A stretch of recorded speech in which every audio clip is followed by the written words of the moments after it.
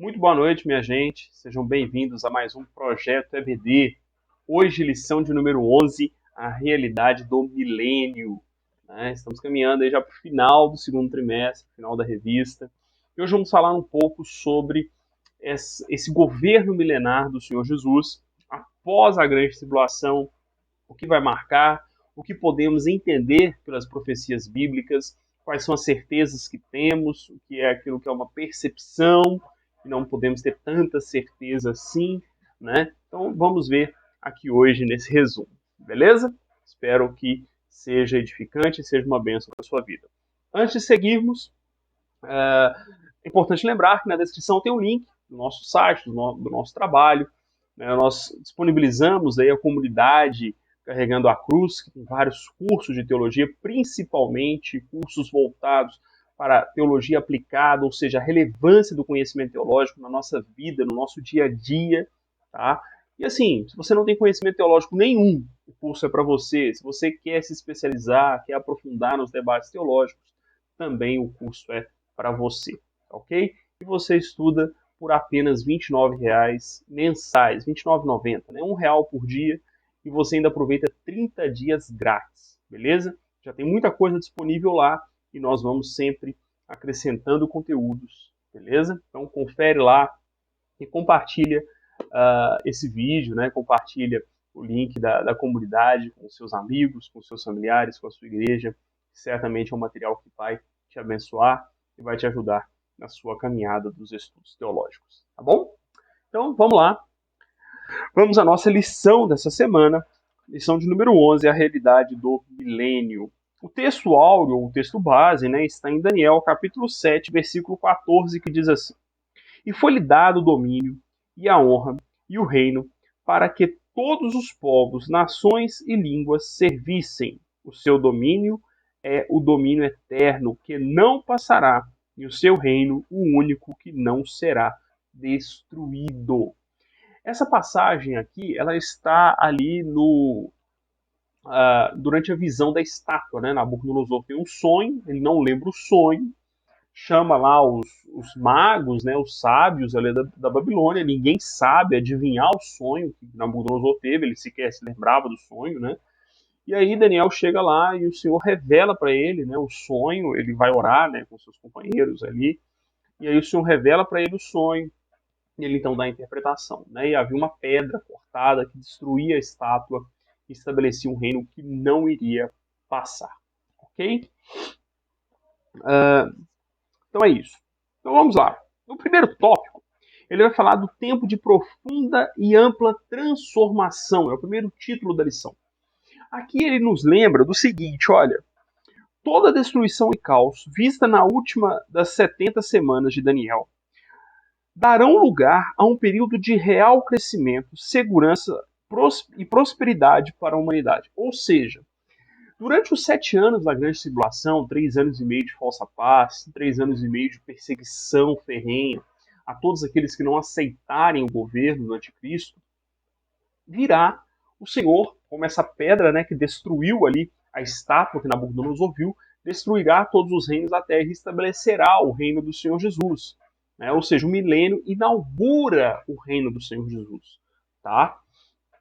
É o que nós vimos na semana passada, né, na última lição, que o final ali, a volta de Jesus, a volta do grande rei, visível e notória, é o final da grande tribulação, inaugura o reino. Não estabelece o reino eterno, mas inaugura. Né? Porque dali para frente, a igreja vai estar sob o governo do Senhor. Acabou. Né? Dali para frente, é Deus quem não tem mais vez para Satanás. Né? No final da grande tribulação, não tem mais vez para Satanás. Ok? Ele vai ser solto lá no final do milênio, mas isso é uma coisa assim, bem, bem pontual. Tá? O fato é, a partir do final da grande tribulação, Jesus voltando, ele estabelece ali, ele inaugura o seu reino e dali para frente ele governa todos aqueles que rejeitaram o anticristo. Tá bom?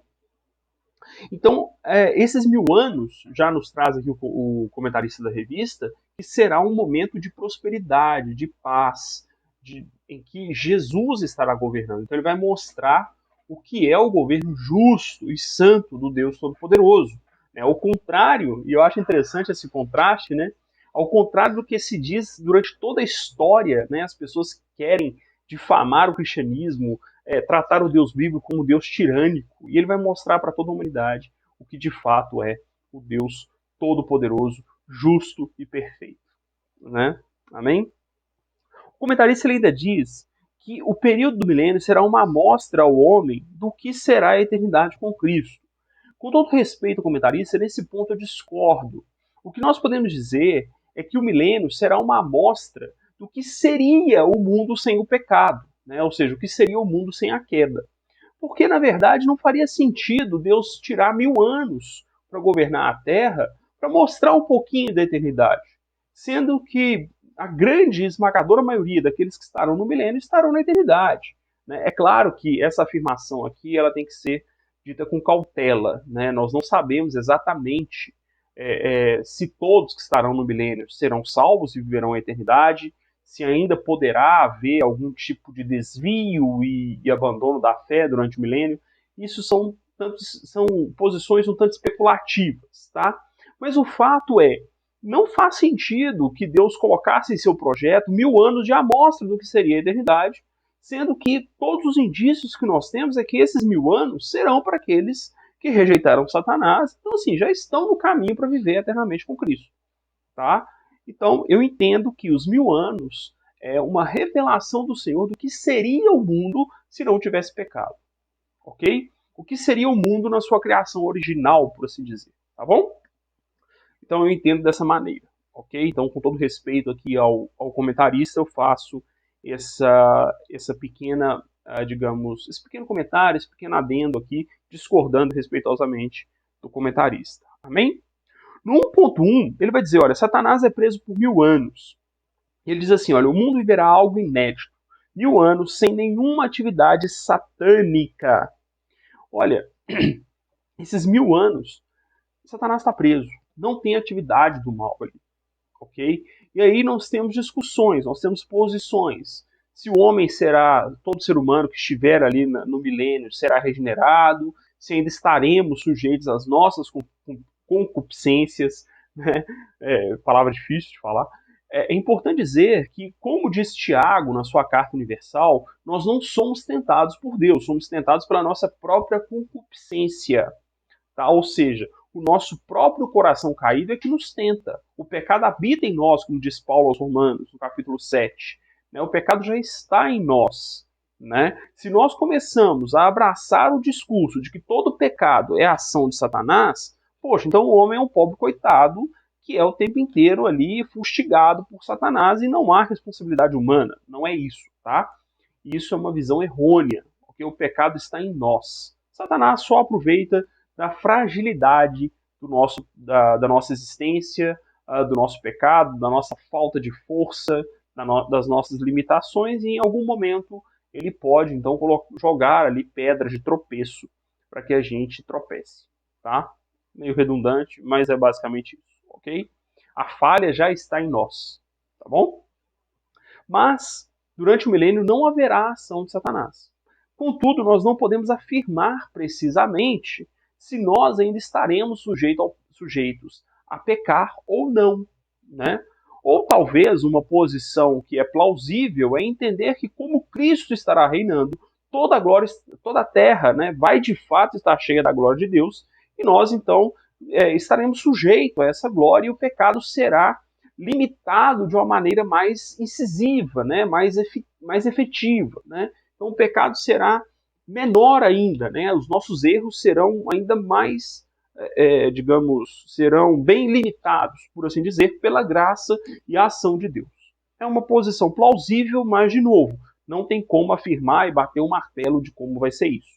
Né? Ou entender que todos que estarão ali estarão regenerados. Né? Uma coisa que podemos afirmar é que a igreja que foi arrebatada antes da grande tribulação estará regenerada. Né? Estaremos em novos corpos.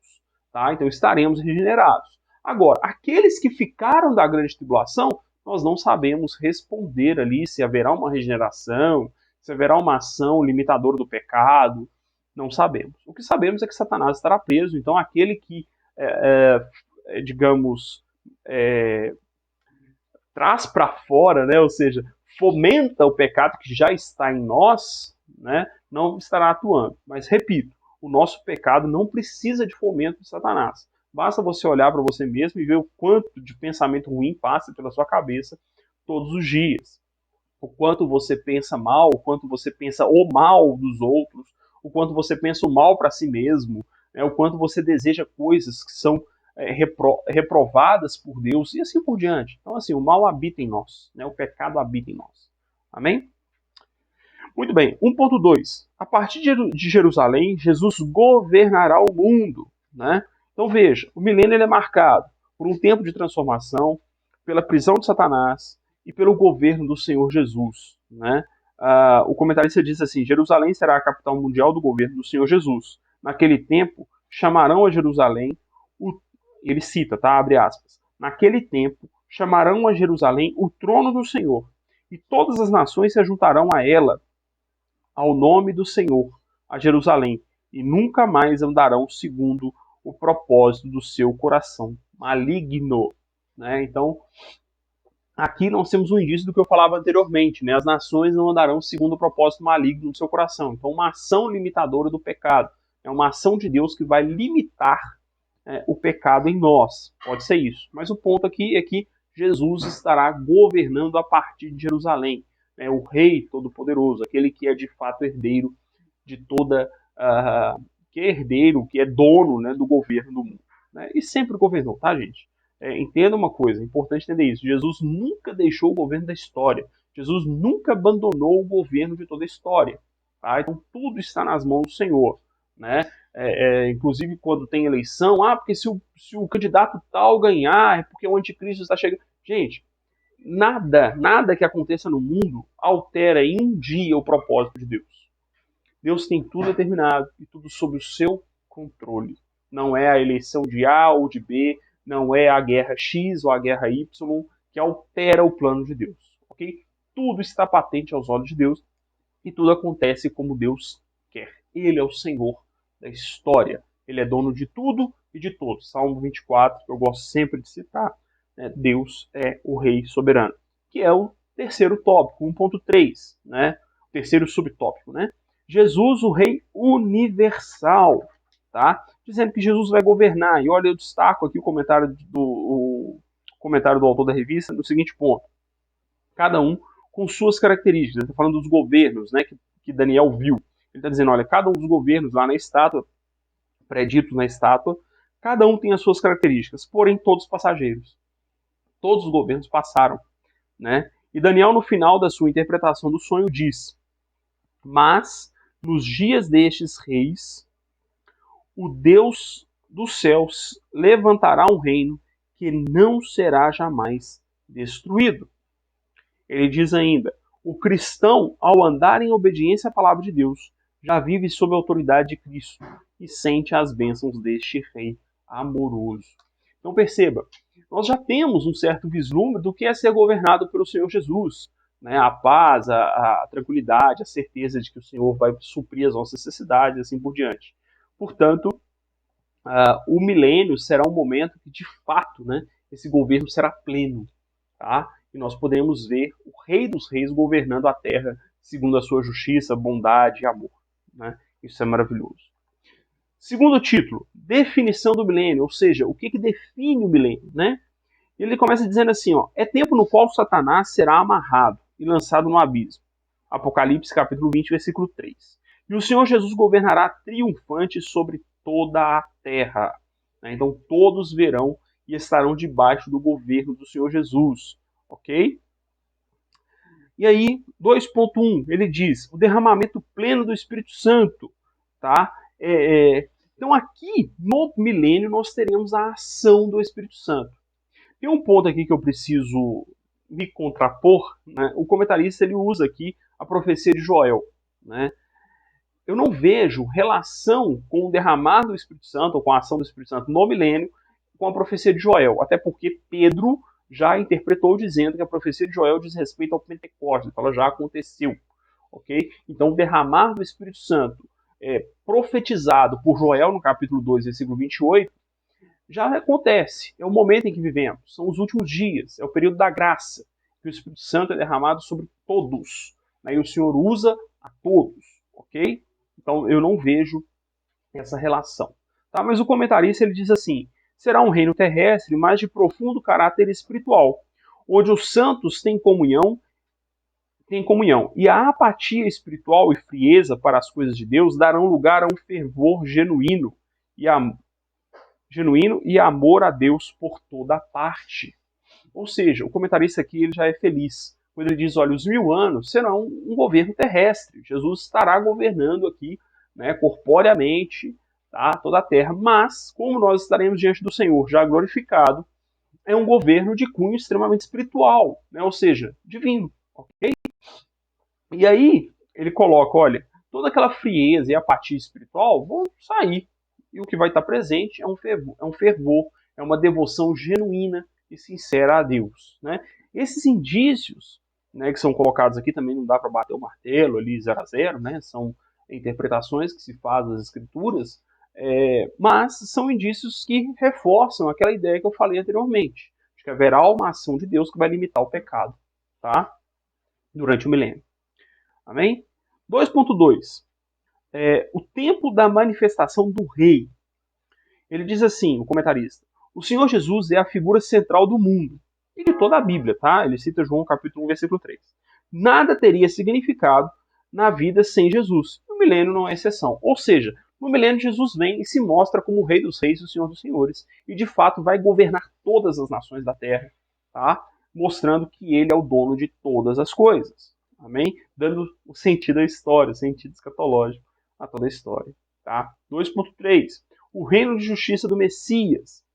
E o comentarista diz assim: porém no milênio não mais haverá injustiças. Será estabelecido na terra a justiça de Deus. Ele continua: Por isso aprendemos na oração que Jesus nos ensinou como modelo a dizer: venha o teu reino, seja feita a tua vontade, assim na terra como no céu. Mateus 6,10, a oração do Pai Nosso. E aí a pergunta que eu deixo é a seguinte: você que é professor pode usar isso na classe. A pergunta que eu faço é o seguinte: será que realmente desejamos o reino de Deus? Será que realmente entendemos o que Jesus está dizendo? Há pouco tempo eu fiz uma exposição sobre a oração do Pai Nosso, a chamada oração do Pai Nosso, dizendo o seguinte: olha, quando Jesus faz isso, ele está dizendo quais são as nossas necessidades. Tem vídeo aqui no canal, tá? Eu vou deixar no link ou no card aqui em cima, né? Eu vou deixar aqui para vocês, para vocês verem depois, tá? Vai estar aqui no card aqui. Sobre isso, né? Então, na verdade, seria a nossa necessidade. Nós precisamos desejar o reino de Deus. E quando ele fala isso, é porque Jesus sabe da nossa dificuldade de desejar genuinamente o reino de Deus. Então a gente fala sobre isso, e de novo, a importância de estudar a escatologia.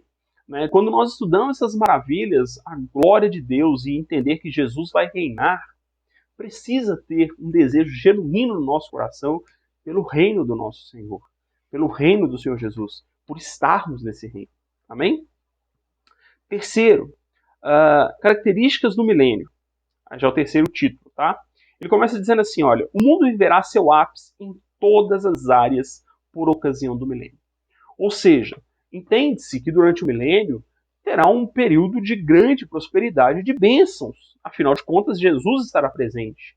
O Senhor dos Senhores, o dono do ouro e da prata, o dono de todas as coisas, o Rei justo e amoroso, perfeito, santo, estará presente. E ele estará governando. Portanto, o mais certo é que estejamos ali num momento de muitas bênçãos. Né? 3.1. Armas viram instrumentos agrícolas. Ele vai argumentar que durante o milênio, por não haver guerras, todo recurso, empenho, pesquisa que é dedicada à questão bélica, né, ou seja, guerra, armamentos, será revertida para a produção de alimentos e desenvolvimento e bem-estar da humanidade.